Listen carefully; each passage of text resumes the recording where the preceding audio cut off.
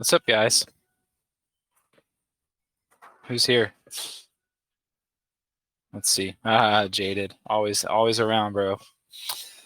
Um, I'm just recording because I thought that there were some questions that I could write some answers to in the chat, but I thought I'd make people do a little bit more homework than just read the chat so they can come listen to this if they want. It's regarding the Mythic NFTs in the data lab. So, okay.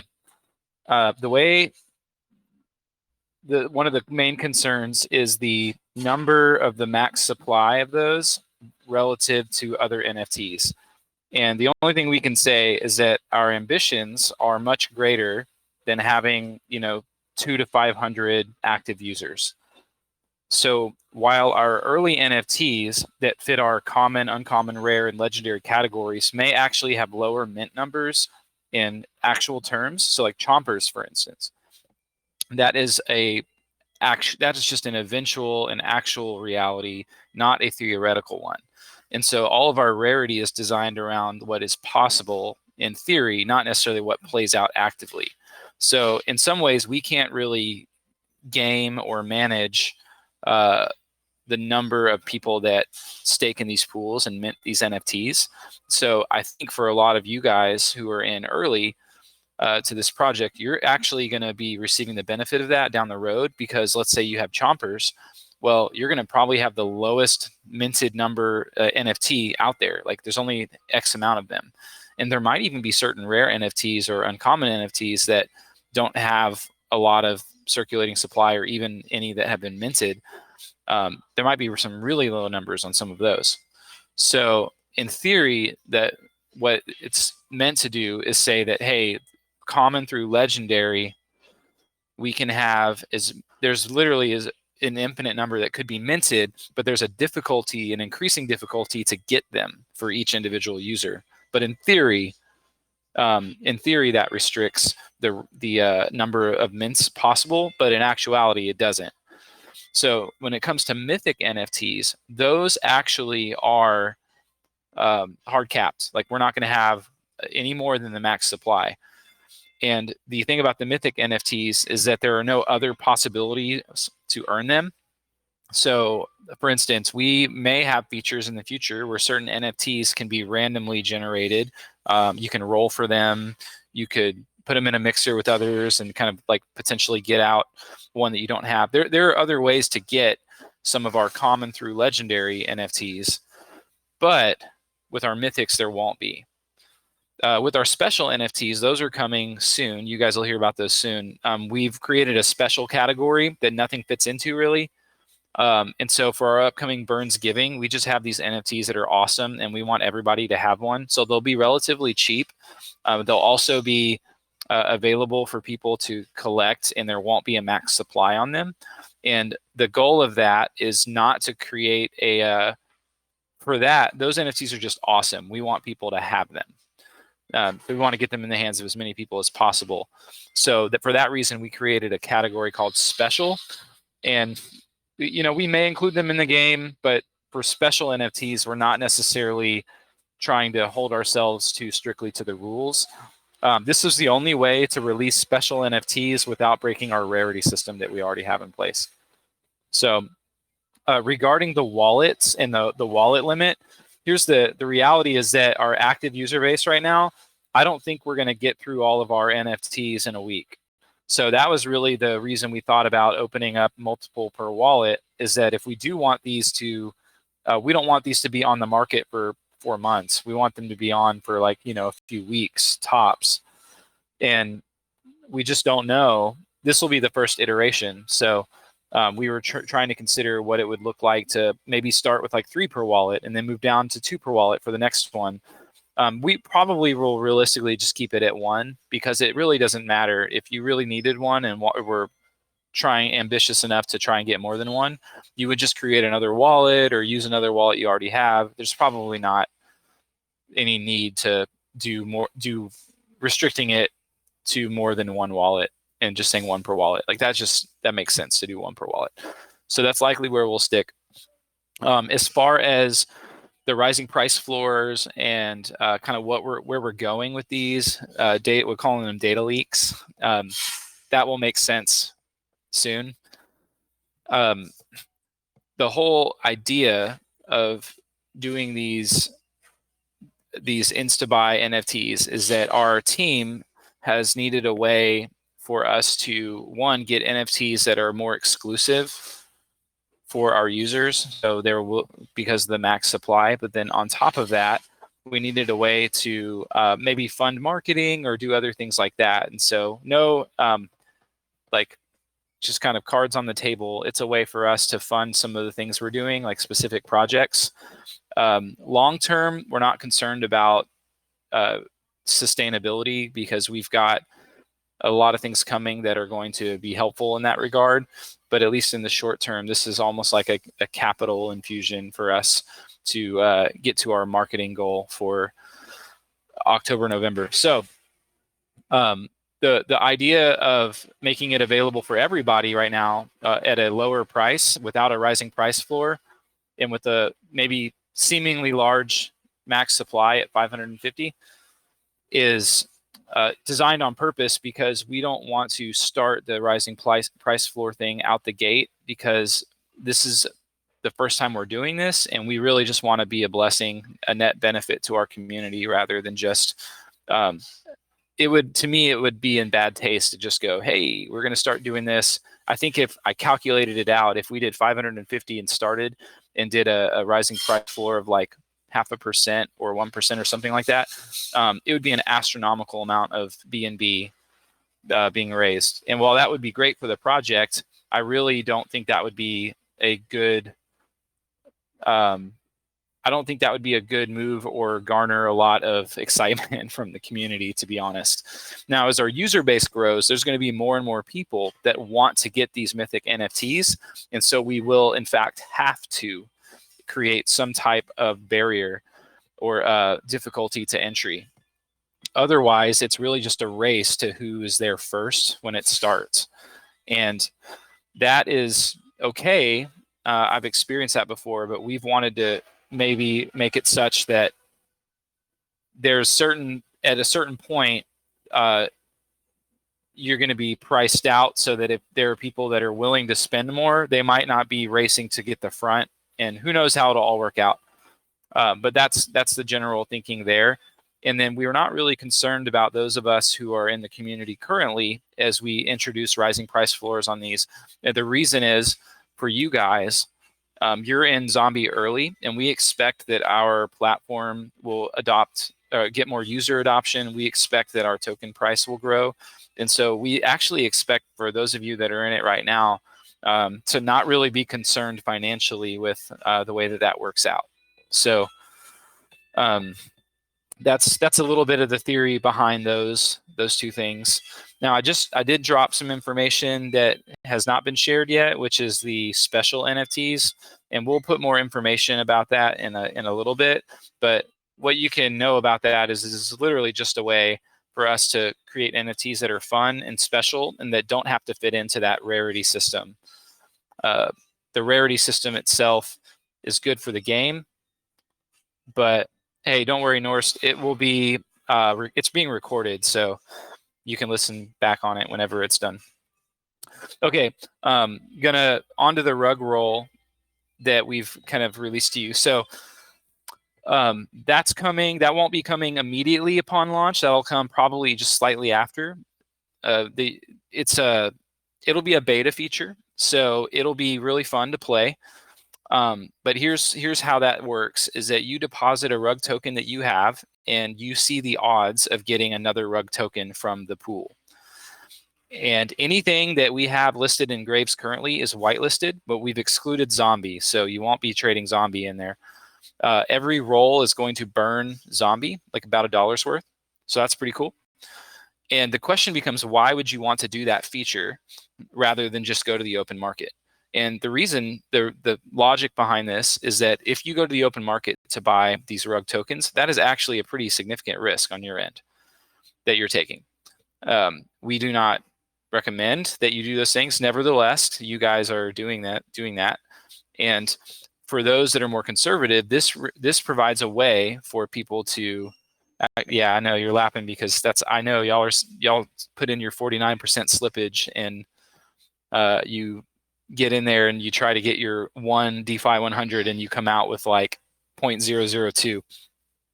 So to protect you guys a little bit from that and hedge that, we've created a feature where you'll be able to roll for certain NFTs.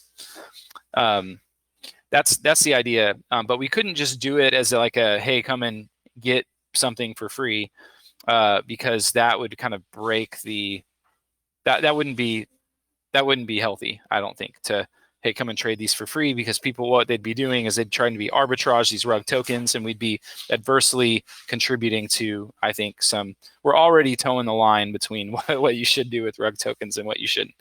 So we think that would be a little too much. But that will be the roll feature. Unfortunately, there won't be NFTs in there, Jaded. I know that you had asked about that. So that's kind of the rug roll feature.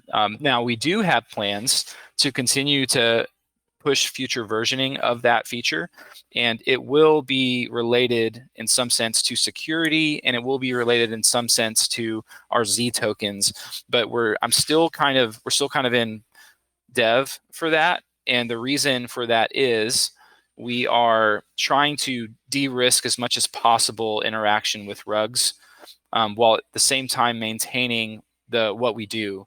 And for right now, what we're doing is fine, but I could imagine a day where maybe there's a lot more visibility on our platform and project. And unfortunately, I think there might be a lot of projects that would design themselves to rug just so that they can like kind of abuse people utilizing our system.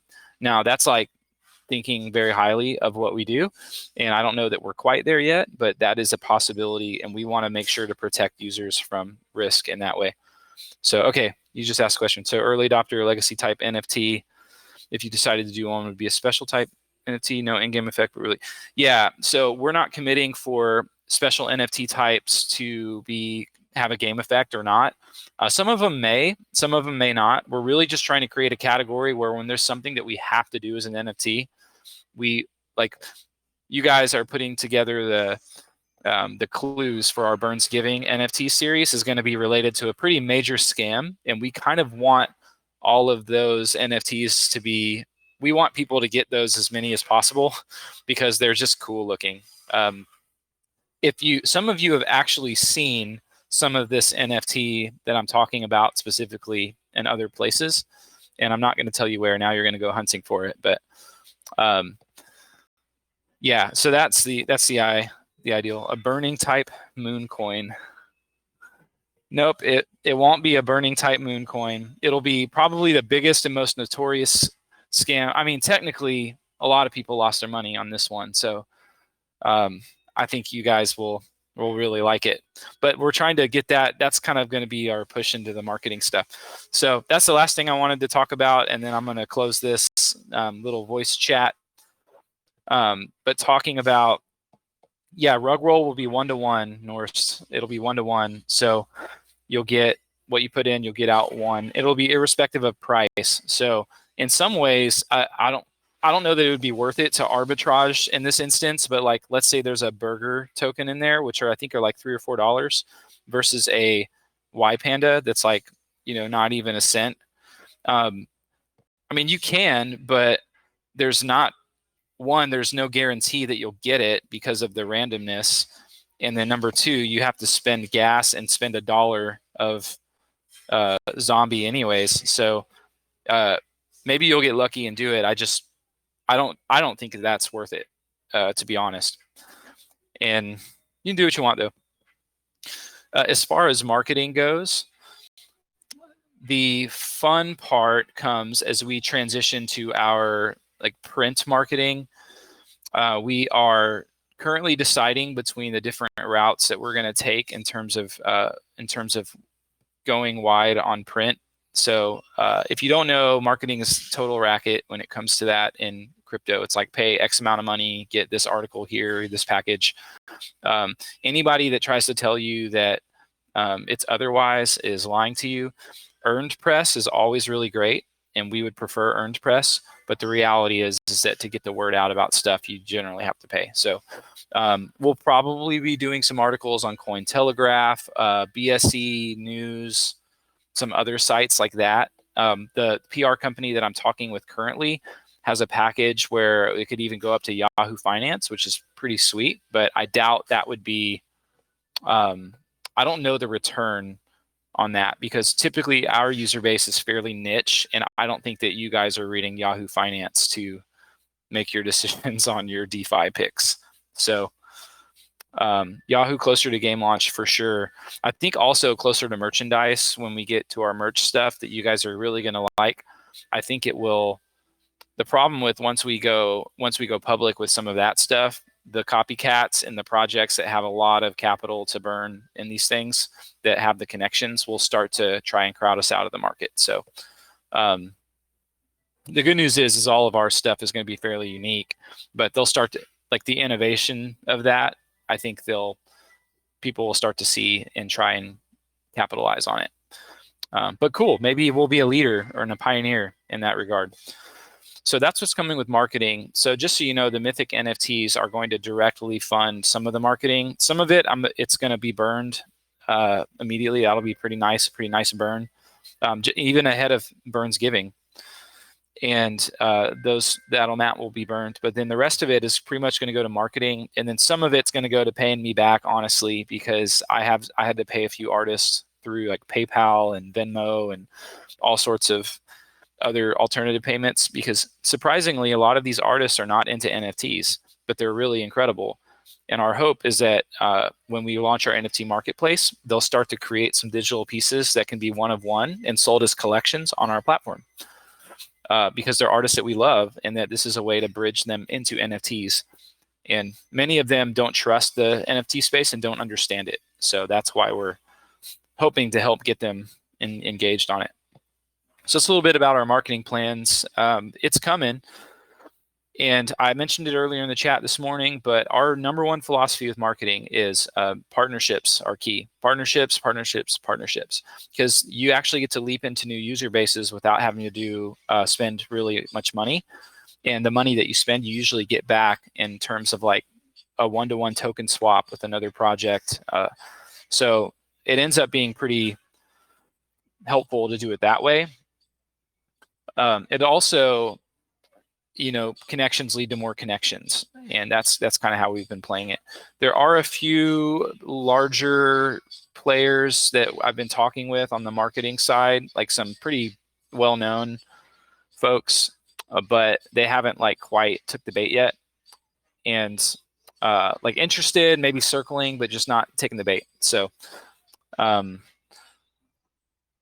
there's a lot that goes into that. Like, we don't want to use influencers. That there's some influencers have reputations of like buying a huge part of the supply and then dumping whenever they release their content to people, and that would be super ugly, and we would hate that. So we've kind of been averse to that, but there are a few that are pretty good about not asking for like parts of the supply or doing other things like that. So we're working on it, but long term, guys. Okay, maybe I'll take one question or two and then pop off. This is just like a after church Sunday morning thoughts from my brain.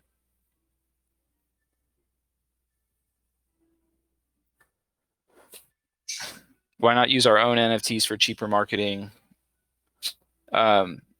It's interesting that some aren't held for future giveaway promotions. Yeah, we've considered that.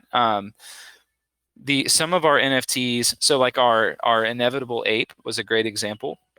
That was created specially for LP providers, right? And so in some ways that was marketing, and it was using our NFTs. However, what you have to do in order to do giveaways and things like that is you have to get the piece made, and there has to be a point to it. So yeah, we have a few that we own that we might consider using for Burns Giving in that way. But if you DM me your thoughts, I'd totally be down to hear more of what you mean by giveaway promotions. We'd like to do giveaway promotions through partnered projects rather than from our site, because you guys are going to obviously hear about it, but then it also gives us reach to more people. If we just dropped that information to our community, then only those that were invested in Zombie are going to really listen to that. Will there be LP floors for qualifying to get random legendaries? Um, I'm guessing you mean like the inevitable ape drop that we did. There was no floor. Yeah, so when we launch our non-fungible tombs, there will be the more LP you hold, the higher your probability of getting. Oh man, now I'm giving you the whole enchilada. But the more LP you hold, the higher probability you will to get legendaries. But those aren't drops; those are going to be earned and minted. So, um, as far as yeah, sorry, Wingnut. That's what he's been working on was the non fungible tombs. So that's going to be really fun. We have a lot of cool ideas for that, and I think you guys are going to like the NFTs made for that. Um, oh, Noms is here. What's up, dude?